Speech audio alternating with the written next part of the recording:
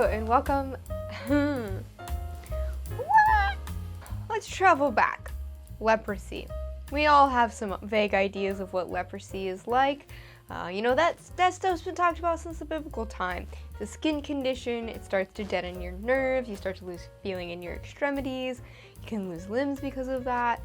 It's nasty. You get diagnosed with leprosy, people cast you out of their communities, they're holding a funeral for you, even though you're technically still alive, but now just living in a leper colony. Having leprosy is basically a death sentence, even if you're not actually dead. But there is a new treatment that sometimes works, but it has really nasty side effects and isn't very pleasant. And also sometimes doesn't work, so you're still shunned to the leper colony. Either way, having leprosy, not a good deal. What we need is some way to take that potential medicine and make it more effective and make it more palatable. Today we're going to learn about the woman who did that, Alice Ball. Let's drink my tea. Alice Ball was born in Seattle, Washington in 1892, and she went on to attend the University of Washington, graduating with a bachelor's degree in pharmaceutical chemistry and an additional degree also in pharmacy. She even managed to publish an article in the Journal of the American Chemical Society, which was a feat at the time for women, but especially a feat for a Black young woman. They didn't have a lot of opportunities, so the fact that she was published in such a prestigious journal at age 22, amazing. Good job, Alice Ball. So after that, she decided to go on to graduate school and attended the College of Hawaii, which is now known today as the University of Hawaii. So at the College of Hawaii, she graduated with her master's degree, becoming not only the first Black woman to graduate with a master's degree from the University of Hawaii, but the first Black student in general to get a master's degree from there. So breaking boundaries all around, Alice. And while she was there, she started working with something called chaulmoogra oil, which is an oil that comes from a fruit. And look, I have a chaulmoogra fruit. I don't even know if I'm saying that right. A chaulmoogra fruit pin. Just a little Easter egg there. It's not really an Easter egg if I point it out, I guess. But she started working with this chaulmoogra oil, which was being used to treat leprosy. The issues with this oil, though, were that it was very thick and blobby and, oil-like. So it tasted terrible. So if you swallowed it as a leprosy patient, you'd probably puke it back up again. And the trash people. When will I learn not to film on trash day? What are they doing out there? I looked out the window and made eye contact with the garbage truck driver. That's awkward. No, don't stop again! I have watched this man back down my street 3 times. I don't know what he's doing. I just want him to leave so I can finish filming this video. Ah! If I go back out there, I'm going to see him through the window again and make eye contact with him. Can't take that embarrassment. Leave! Note to self, don't film on garbage day. Anyhow, chaulmoogra oil tasted terrible. So if you tried to eat it as a cure for leprosy, you'd probably puke it back up.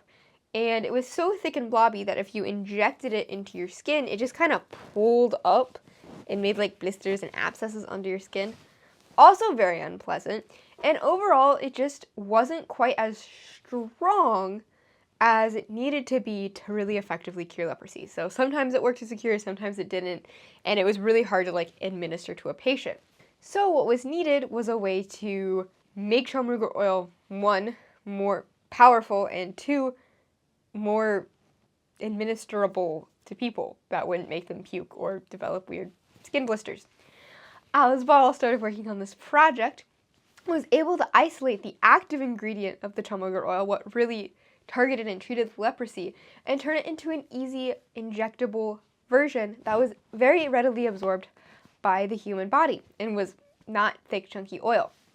She deemed this method for making chaulmoogra oil a viable treatment for leprosy the Ball method. She did all of this at the age of 23. Past my prime, man. Anyhow, unfortunately, very shortly after completing this research, she passed away at the age of 24. and some other people kind of took her work and published it as their own, and specifically the president of the University of Hawaii, who was also a chemist, named Arthur Dean, and he published this information, made a bunch of chamorro oil extract, and called his method the Dean method. Yeah, you know, only a blatant copy of what Alice Ball had been working on. Anyhow, the rage I feel when I learn about people's stuff stolen by history is just so much. Colleagues of Alice's at the time really fought hard to like kind of correct that and be like, no, we call this the Ball method. It was developed by Alice Ball. But it kind of got a little bit lost in history, and only more recently have we started to recognize Alice Ball as the one who really created the first effective cure for leprosy, making a lot of lives a whole lot better. Instead of being shunned to a leper colony, they could go back home to their families again. Leprosy was no longer a death sentence, all thanks to Alice Ball. And today, we can remember that it was actually her who did that, and share her story around and give her some of that recognition that she really deserves. So that's just a little bit about Alice Ball, the woman who cured leprosy. Thank you so much for watching. Please like this video. Tell everybody about Alice Ball, because she is amazing and deserves to be spoken about. Check out any of my other scientist storytime videos if you like this type of content. And as always, keep it sciencey! And in addition, she got... I swear I could still hear him though. But anyway, where was I? Where the heck was I? The chamorro oil. She deemed her method for making chamorro oil available